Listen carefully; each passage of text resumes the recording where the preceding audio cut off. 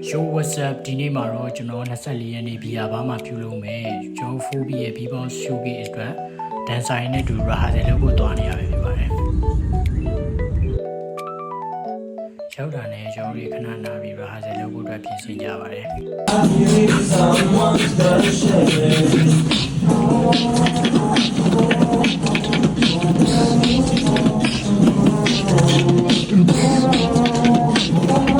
ပြီးရနေပဲကျွန်တော်တို့တန်ဆိုင်နဲ့ခါရရာလည်းလုပ်ကြပါတယ်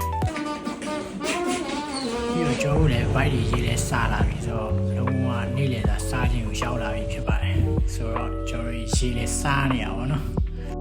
ပြီးတော့ပြန်ရောက်တော့ studio ကမီးပြတ်သွားတယ်ပဲကျွန်တော်တို့ရေးလာခဏလောက်စောင့်နေပါတော့ဆိုတော့မီးမလာနေပဲကျွန်တော်တို့ဒီတိုင်းပဲ rehearsal လုပ်ခဲ့ပါတယ်ဆိုတော့ကျွန်တော် view လေးကတော့ဒီလောက်ပါပဲကျွန်တော်တို့ 4B တစ်ဖွဲ့လုံး24ရက်နေ့ဘီယာဘားမှာရှိနေမှာမို့လို့အားလုံးပဲ enjoy လုပ်ဖို့အတွက်ဖိတ်ခေါ်လိုက်ပါတယ်မြင်အောင်ပြီကွာ